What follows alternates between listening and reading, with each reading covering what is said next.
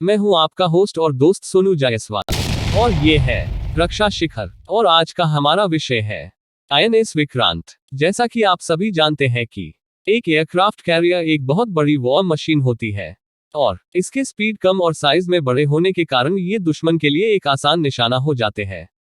एक aircraft carrier के खतरे भी बड़े होते हैं। एयरक्राफ्ट कैरियर को खतरा लगभग हर तरफ से होता है। इस पर हवा से, पानी के अंदर से और सतह से होने वाले हमलों का खतरा हमेशा बना रहता है।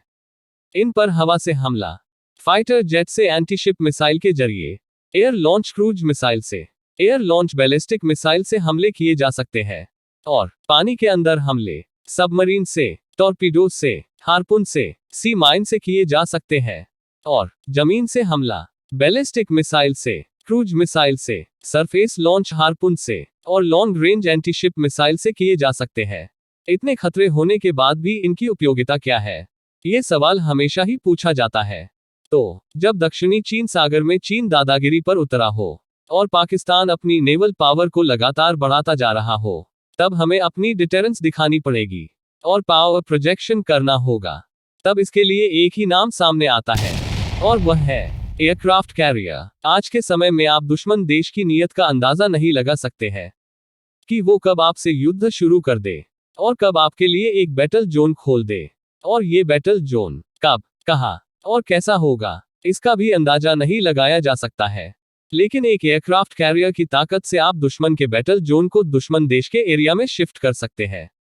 कई लोग यहाँ ये बात भी कहते हैं कि अंडमान निकोबार और लक्षद्वीप पर एक अनसिंकेबल एयरक्राफ्ट कैरियर बनाकर उसे एयरक्राफ्ट कैरियर की तरह इस्तेमाल किया जा सकता है। ये एक अच्छा आइडिया है, लेकिन आप एक अनसिंकेबल एयरक्राफ्ट कैरियर को ये ऑर्डर नहीं दे सकते हैं कि वो दक्षिणी चीन सागर पर जाकर हमला करे। ये नहीं हो सकता, क्योंकि अनसिंकेबल एयरक्राफ्ट कैरियर मूव नहीं कर सकता है और ये काम एक एयरक्राफ्ट कैरियर ही कर सकता है। और वो इसलिए कि वो मूव करता रहता है। इसकी इसी खासियत की वजह से आप दुश्मन के बैटल जोन को दुश्मन देश के एरिया में शिफ्ट कर सकते हैं। एक एयरक्राफ्ट कैरियर आपको सबसे बेहतरीन एयर डिफेंस देता है। इस पर लगी सैम मिसाइल किसी भी मिसाइल और जेट के हमले से सबसे ज्यादा सुरक्षा देते हैं।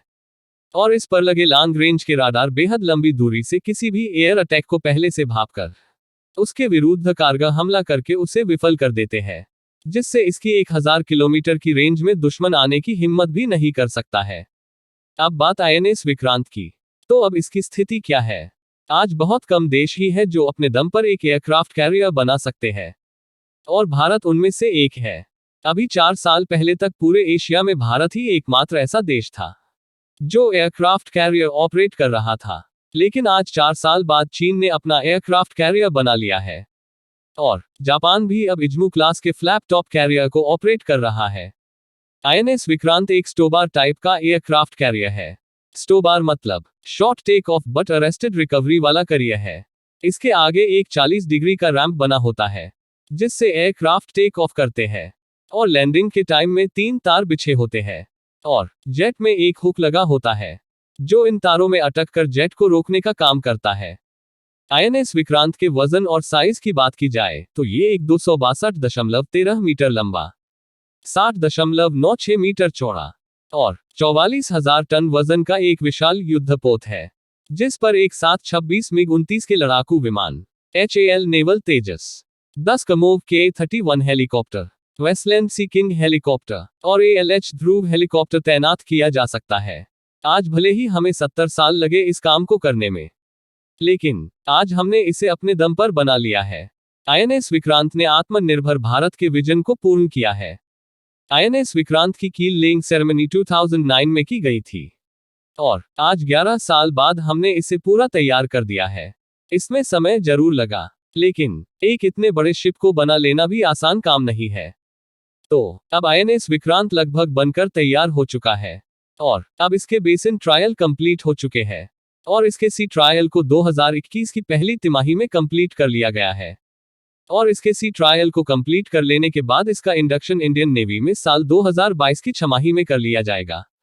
आईएनएस विक्रांत पर on board close in weapon system लगा है और इस पर ब्रह्मोस और LR सैम भी लगाए गए हैं, जिनमें क्लोज इन वेपन में AK-630 गन और सरफेस टू एयर वेपन में बराक 1 और बराक 8 मिसाइलें लगी है। जो 2x32 में वर्टिकल लॉन्च सिस्टम के साथ लगी होती है, जो एक साथ 360 डिग्री का कवर प्रदान करती है।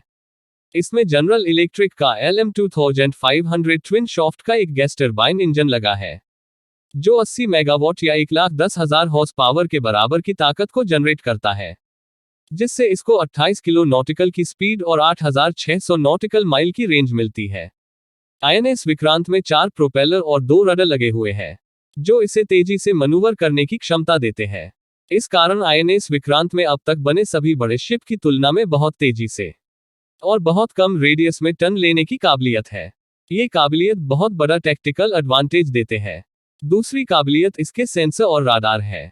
इसका राडार SELEX RAN40L एक लॉन्ग रेंज का अर्ली वार्निंग राडार है, और एलेंटा ELM2248MF स्टार जो एक मल्टीफंक्शन AES है राडार है, लगाया गया है, जो एक बहुत बड़े रेंज में अपनी नजर रखते हैं और किसी अन्य शिप और एयरक्राफ्ट की तुलना में ज्यादा दूरी से और बहुत कम टाइम में दुश्मन और उसके खतरे को भांप सकते हैं। INS विक्रांत एक डेटा लिंक सिस्टम का इस्तेमाल करता है, जो G7 सेट सैटेलाइट के जरिए इंडियन ओशन में करीब 3000 किलोमीटर के रेंज में अपनी नजर बनाए रखता है। तो इस तरह से देखा जाए तो INS विक्रांत की बेहद ऊंची कॉस्ट होने के बाद भी इसकी महत्ता को अस्वीकार नहीं किया जा सकता है। इसकी इसी जरूरत को देखते हुए इंडियन नेवी को भी 3 एयरक्राफ्ट कैरियर की जरूरत है।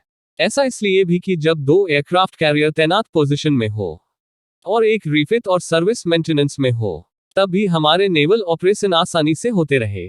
तीसरा एयरक्राफ्ट कैरियर इसलिए भी चाहिए जब हमारा एयरक्राफ्ट कैरियर तैनात हो, एक ईस्ट साइड और एक वेस्ट साइड में, फिर भी मलक्का स्टेट पर हमारी नजर बनी रहे, क्योंकि मलक्का स्टेट से ही चीन की सारी गतिविधियों पर नजर रखी जा सकती है और मलक्का स्टेट से ही चीन का लगभग 80% व्यापारिक जहाज और उनकी कच्चे तेल की सप्लाई होती है। यानी कि मलक्का स्टेट चीन की अर्थव्यवस्था की गर्दन है, जिसे हम जब चाहे तब दबाकर चीन की पेशानी पर बल दे सकते हैं। अब बात इस चीज की कि एयरक्राफ्ट कैरियर की ही जरूरत क्यों है। उदाहरण के लिए बात की जाए तो American navy secretary John linen ने एक डॉक्ट्रिन तैयार की और उसे अमेरिकन प्रेसिडेंट के पास भेजी, और अमेरिकन प्रेसिडेंट रिगन ने पॉलिसी लेटर लिखकर 12 एयरक्राफ्ट कैरियर की जरूरत बताई है।